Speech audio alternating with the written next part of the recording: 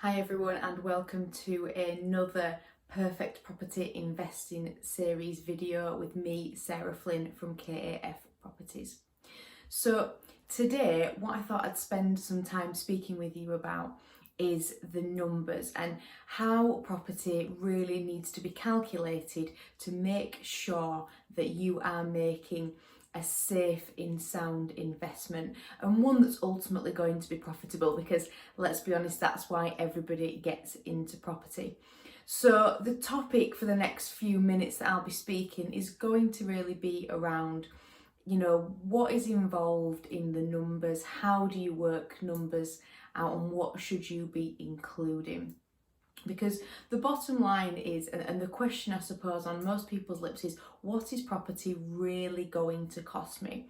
And what I see a lot of the time is people getting very caught up very quickly with doing high level calculations and making snap decisions that they think that the property that they've seen that they like is going to work for them.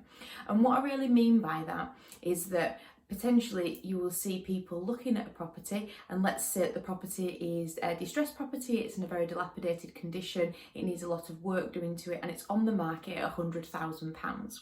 And let's say that the same property done up to a really nice high standard in a modern condition would go for let's say £150,000 comparatively in the area. So what I see a lot of the time is an investor will go up to the property and they will say, yes, there's £50,000 capital appreciation in this, if I can do this property right. They will go and they'll have a quick look round, possibly take a builder with them, and they'll say to the builder roughly what these work's going to be, and the builder will say, oh, it's going to cost you about £25,000 to make the property to the standard that you would like. And then immediately the investor starts rubbing their hands together and they say, that's great, so that means that I will make a £25,000 profit on this property. And without further ado, the excited investor goes to the estate agents, puts in the offer of £100,000, it gets accepted, and away they go. Now, it's very easy to make that assumption that that investor will make £25,000 profit. And actually, here today, I want to challenge the reality of that a little bit.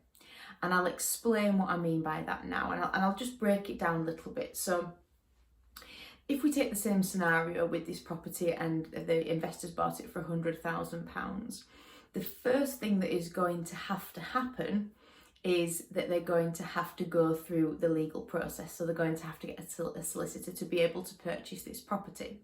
So immediately this £25,000 profit that they think they're making has already gone down to £23,000 profit, because the solicitor is naturally going to want paying for the works that they're doing and the conveyancing on the property.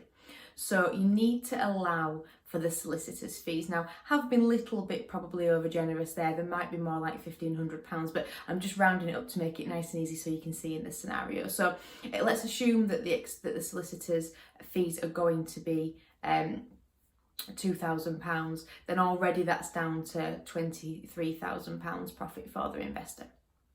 The next thing that the investor's not thought about is stamp duty. Now, in the current climate, obviously there is a stamp duty holiday, but let's remember that that doesn't apply to anybody that's going to buy a second home or an investment home. So therefore, you're still going to have to pay stamp duty. In the current climate, based on the £100,000, it's currently sitting at 3% is stamp duty for a second home or an investment home. So that's another £3,000. So now we're at £23,000. We're going to take off the £3,000 stamp duty that the investor's also going to have to pay. So that profit is now down to £20,000. Now, how is the investor going to purchase the property? That's another key question. They may well have cash, and if they do, that's great. But for most people, you're looking at getting some sort of lending. Now, let's just say that they're going to get a standard buy-to-let interest-only mortgage on the property whilst they're doing the property. Let's say in this scenario, it's a flip. So they would go to the lending company, they'd go see a mortgage advisor, and they would get that lending in place. Now, obviously for the duration that they hold that mortgage, which is probably going to be a minimum of 6 months, given the fact that they're going to have to do the property up and then put it on the open market and wait for the sale, even though it's an interest-only mortgage, obviously the payments will be lower, but they're still going to be paying those payments whilst they hold the property. So again, that's something else that needs to be factored in. So for argument's sake, let's just say in this scenario that the interest-only monthly mortgage payments on this property are going to be £250 a month for 6 months. So now if we do £250 times 6, that's £1,500 that they're going to be paying out for the duration of keeping that property whilst they're refurbishing it and putting it on the open market. So if we then take that off the £20,000 profit, they're now at £18,500 profit, which is getting a little bit different from the £25,000 profit that they first thought they were going to get.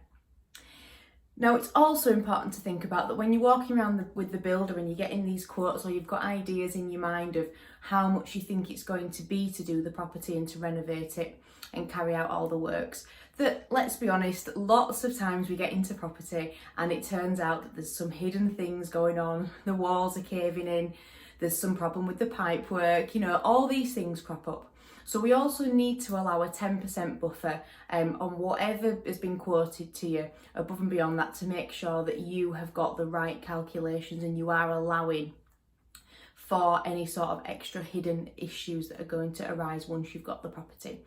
So in this scenario, obviously I said we've got £25,000 is what the builder's quoted us. So we really need to be adding into that probably £2,500 extra, because generally speaking, on every project, everything that I've ever done and anything that anyone's ever done has always gone over budget. It always does. It's just the way things crop up, things happen. As you're walking around, there's something that you want to change, something you decide you don't like. There's so many things that come up. So the chances of you being in that budget are probably very slim to none. So with that in mind, we're at £18,500. We're now going to take away another £2,500, and that is now going to leave us with £16,000. So already from where we started, everything that I've said to you so far, we are now £9,000 down from that original profit that we thought we were going to take. Now, let's assume that you've done the property up and it's on the market and you're still in for this £16,000 profit. Well, what comes next? Well, quite obviously, you have to go through another solicitor to sell the property. So immediately we can take another £1,000 off that. So we're now looking at £15,000 profit. So now we're £10,000 down from where we originally started and what we sort of thought in our minds was going to be a nice profit. The next thing obviously to think about is what happens when people come and look around your property and they like it. They negotiate. That's what everybody does in the property world. So, you may be expecting £150,000 for that property, but the likelihood of you achieving that is slim. So in a realistic world, you're probably going to get maybe close to the asking price if you're in a good market. So let's just take another 2,000 off there, because you're probably not going to get full asking price in real terms. So we're now down at £13,000. So things are looking less and less attractive again.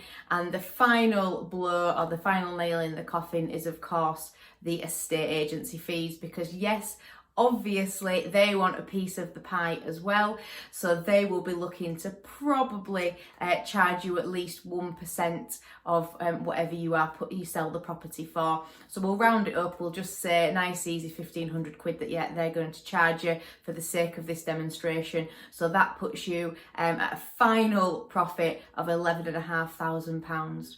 So very, very different from where you started in your mind.